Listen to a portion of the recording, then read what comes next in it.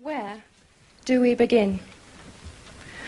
From those I have spoken to through my work with Turning Point, the beginning seems to be that women in our society are seen as the carers, the ones who can cope. Whatever life throws at them, they will always cope. On call 24 hours a day, 7 days a week. Whether their children are sick, their husbands are out of work, or their parents are old and frail and need attending, they will cope. They will cook and clean, go out to work, attend to the needs of those around them, and they will cope. They may be suffering themselves from postnatal depression, violence in the home, or struggling in a daze of exhaustion and stress to make ends meet. But they will cope. Strangely, it is women themselves, as well as men, who believe this to be true. So deep-seated is this belief that it can take enormous courage for women to admit they cannot cope, that they may need help, either from family and friends or the support systems put in place by you, the professionals. Frequently, they will attempt to survive it alone, falling helplessly into a deeper and darker depression as they feel more and more trapped by the life they are leading. As their world closes in on them, their self-esteem evaporates into a haze of loneliness and desperation as they retreat further and further from those who could help them. Many women and men turn to alcohol to numb their pain of their despair.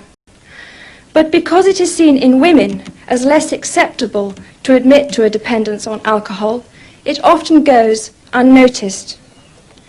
They are merely perceived as having a rather nervous disposition. The suffering behind their anxious eyes so often goes unseen. Sadly for others, the strain becomes too much, and their decision to take their own life seems to them the only way of ending their pain. Perhaps they didn't believe they deserved the same support they had given to others. For those who find the courage, tentatively, to ask for help, the pill for every ill is most often administered. For decades, tranquilizers and sleeping pills and antidepressants have been given to generations of women, 3 times as many as to men. These pills, these mothers' little helpers, have left a legacy of millions of women locked into a terrible torment, doomed to a life of dependence from which there is still very little help to escape. More often than not, they retreat into their own private hell behind closed doors, terrified to go out of their homes into what to them has become a frightening world. Dealing with these pills has now become a greater problem than the condition that caused them to be taken in the first place. Recently, I met a woman who, against the odds, had succeeded in getting off the tranquilizers she had been prescribed to help with her postnatal depression. She'd been taking these pills for over 30 years.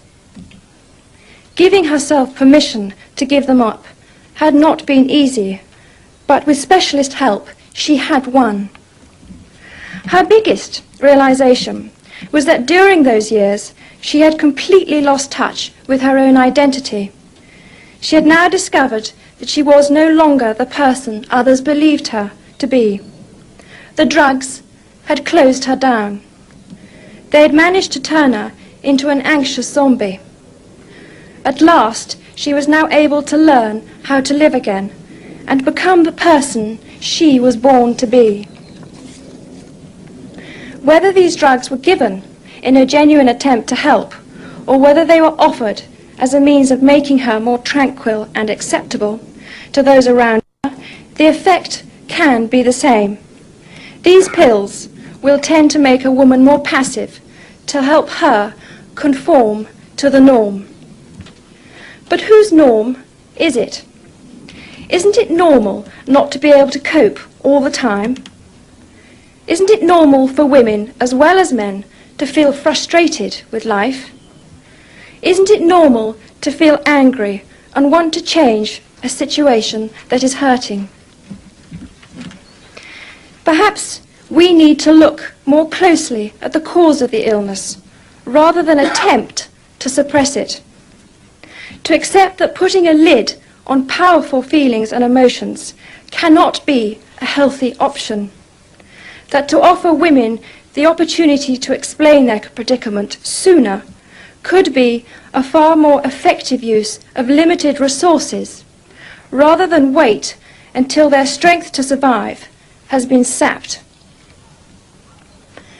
As long as the real reasons for their problems go unnoticed and unattended, they will continue to pass on to the next generation their disability.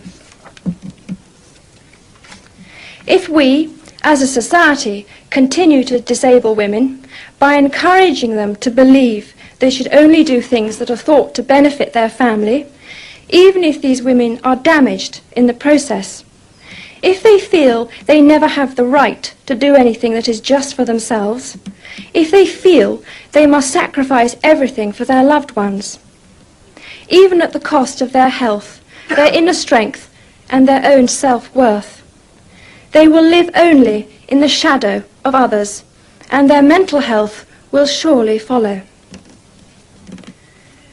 But if we can help to give them back their right to fulfill their own potential and to share that with their family, children or friends, maybe fewer women would find themselves living a life that is bleak beyond belief. Those women who have taken on the heavy burden of attending to others need also to be attended, not just for their own sake, but for the good of us all. Health and happiness taken at the cost of others' pain and suffering cannot be acceptable. Women have a right to their own peace of mind. Each person is born with individual qualities and potential. We as a society owe it to women to create a truly supportive environment into which they too can grow and move forward.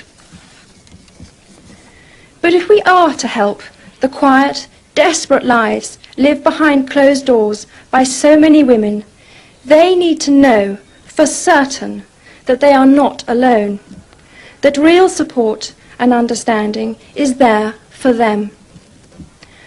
I hope this conference will help us to understand the needs of women more clearly, and that you will find a way of reaching them more effectively, and help to give them back their rightful, mentally healthy life.